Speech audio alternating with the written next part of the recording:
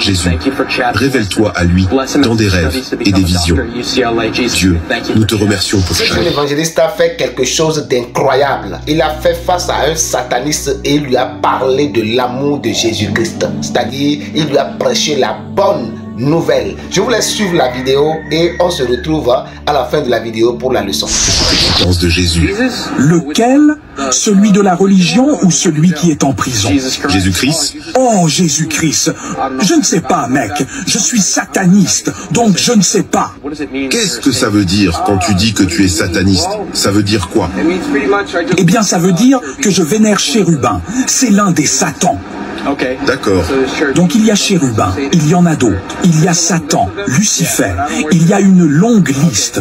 Mais je ne vénère pas Jésus et tout ça. D'accord. Et qu'est-ce qui t'a attiré vers le satanisme? Juste l'hypocrisie du christianisme et du catholicisme. Donc tu as été blessé par des gens qui prétendaient être chrétiens. Et à cause de ça, tu as décidé de devenir sataniste? Oui, c'est bien ça, ouais. Moi, je suis devenu chrétien il y a 3 ans. Il y a 3 ans? Ouais. J'ai fait une rencontre avec Jésus dans un petit bar. Je suis de Géorgie, donc je comprends ce que tu veux dire quand des gens qui prétendent suivre Jésus me disent quoi faire de ma vie, puis eux, ils font le contraire de ce qu'ils me disent de faire. J'avais ce goût amer dans la bouche, ces hypocrites. Ils me disent quoi faire et ne font même pas ce qu'ils me disent de faire. Alors quand j'étais au bar, je luttais contre une dépression et une anxiété majeure et Jésus m'a rencontré. J'ai donné ma vie à Jésus et j'ai dit, Dieu, si tu es réel, enlève mon anxiété et ma dépression. Depuis ce jour, plus d'anxiété ni de dépression. C'est drôle, parce que moi, Satan est venu me voir et, tu sais, j'étais sans abri dans la rue. Et il est venu me voir, alors je suis allé avec Satan. Et qu'est-ce que Satan a fait pour toi?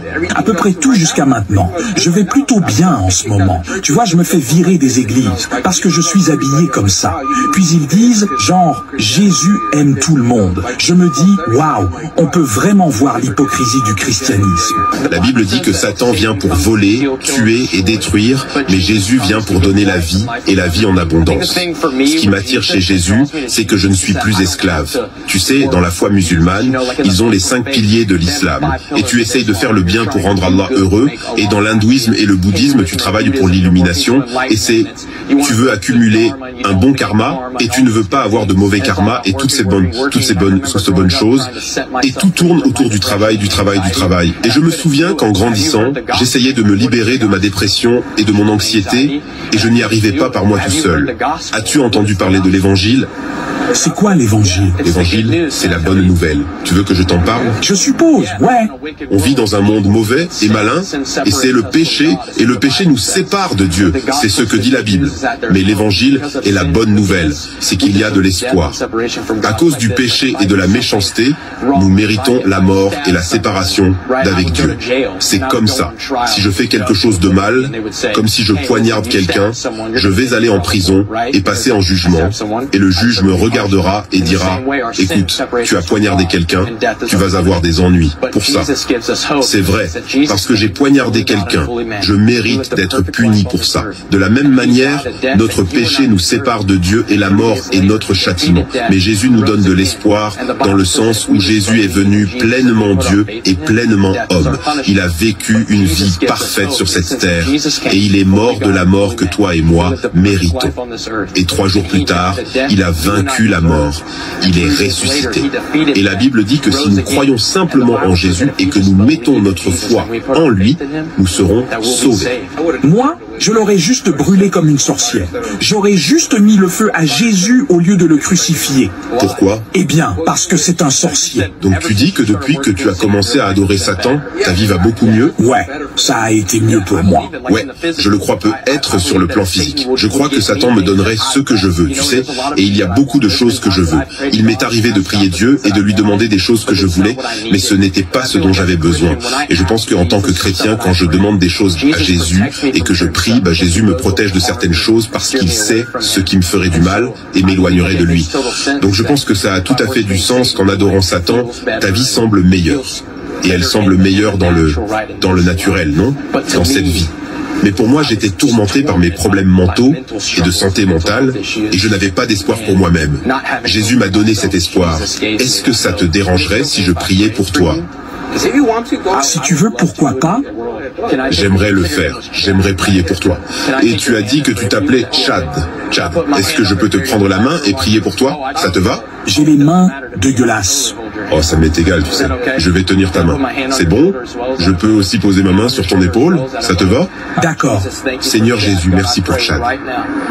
Mon Dieu, je prie maintenant pour que tu envoies des gens pour te révéler à lui, qu'ils aient le cœur de Jésus et qu'ils lui montrent qui tu es vraiment. Jésus, révèle-toi à lui dans des rêves et des visions. Dieu, nous te remercions pour Chad. Bénis-le. Bénis-le dans ses études pour devenir médecin à UCLA. Jésus, nous te remercions pour Chad et nous te remercions de nous avoir permis de le rencontrer au nom de Jésus. Amen.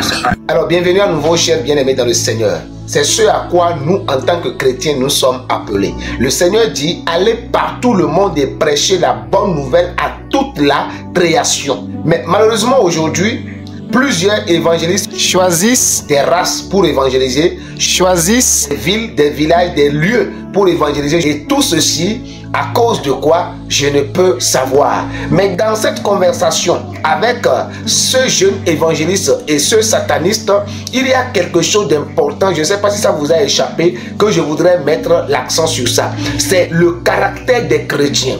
J'ai souvent dit ceci. L'évangile de nos jours n'est plus à seulement parler, mais l'évangile est à vivre. Si vous êtes chrétien, que vous ne vivez pas l'évangile, vous êtes en train de perdre les âmes sans savoir. Parce que ce sataniste a dit qu'il a quitté, il a fui l'église. Il n'aime pas Jésus, il ne veut pas venir à Christ à cause de l'hypocrisie des chrétiens. Est-ce qu'il a menti? Il n'a pas menti. L'hypocrisie est remplie aujourd'hui au milieu de ceux qui se disent croyants, de ceux qui confessent le nom de Jésus, de ceux qui crient Jésus est mon Seigneur et Sauveur. La plupart, 90% sont des hypocrites. Et il dit, l'hypocrisie de l'église ne lui permet pas d'aimer Jésus. Et puis, Satan lui a tendu la main et il est parti vers Satan. Mais Dieu, dans sa grâce, je crois, par la prière de cet évangéliste, le Seigneur va se révéler à lui et il va comprendre qu'il ne sert à rien à l'homme de gagner le monde entier s'il perdait son âme. C'est ce que le Seigneur Jésus-Christ nous a dit. Que servirait-il à un homme de gagner le monde entier s'il perdait son âme? Sachez ceci, peut-être que vous êtes dans les mêmes cas et vous voyez l'hypocrisie peut-être de l'église à cause de ce que les chrétiens sont aujourd'hui et vous ne voulez pas venir à Jésus. Sachez ceci, on n'est pas sauvé en groupe, le salut est individuel. Si vous voulez être vrai avec Jésus, alors venez à Jésus et soyez vrai au milieu d'un monde hypocrite. La Bible dit qu'il te sera fait selon ta foi. Alors que la manière dont croyants, les chrétiens que nous appelons aujourd'hui croyants en Jésus-Christ, que leur manière, leur comportement ne te repousse pas loin de Christ. Car il est écrit dans le livre de Actes chapitre 4, le verset 12, il n'y a de salut en aucun autre nom. C'est en Jésus-Christ que nous avons le salut. En dehors de Jésus, il n'y a pas de salut. Dans Jean chapitre 10, le verset 10, il est écrit, le voleur ne vient que dérober, égorger et tuer. Mais moi, je suis venu afin que mes brebis aient la vie et qu'il l'ait en abondance. Jean chapitre 3, le verset 16, il est écrit, Dieu a tant aimé le monde qu'il a donné son Fils unique afin que quiconque croit en lui ne périsse point, mais qu'il ait la vie éternelle. Je voudrais te dire, toi peut-être qui est encore dans la sorcellerie,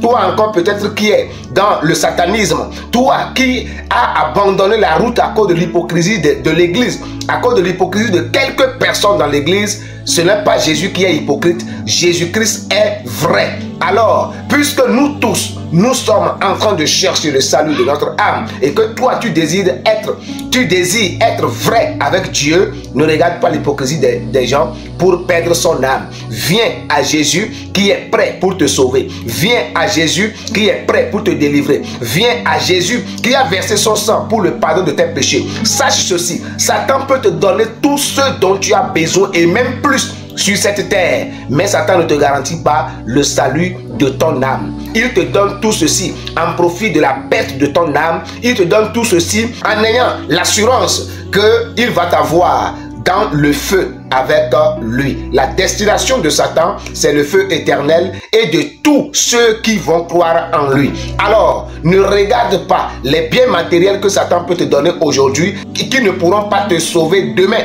Mais regarde celui qui est capable de te sauver. Le Seigneur va dire ceci: je vous montrerai celui que vous devez craindre, celui qui est capable de tuer le corps et de jeter l'âme dans la géhenne, dans le feu. C'est celui-là que vous devez craindre. Il dit: ne craignez pas celui qui peut tuer le corps et qui ne peut rien faire à l'âme. Satan peut tout te donner, mais il ne peut pas te donner le salut de ton âme. Voilà pourquoi il faut craindre celui qui peut donner le salut à ton âme. Matthieu chapitre 6, le verset 33, il dit ceci: cherchez premièrement le royaume et la justice de Dieu, et le reste vous sera donné par-dessus. Viens à Jésus et la bénédiction, la grâce, la gloire dont Satan te propose, tu l'auras au temps convenable, dans la paix, dans la tranquillité, et même après ton départ sur cette terre, le ciel te sera garanti. Que Dieu dans sa grâce te bénisse, toi qui aime cette vidéo et toi qui la partages pour toucher la vie de bon nombre de personnes. Et à nous revoir dans les prochaines vidéos. Shalom.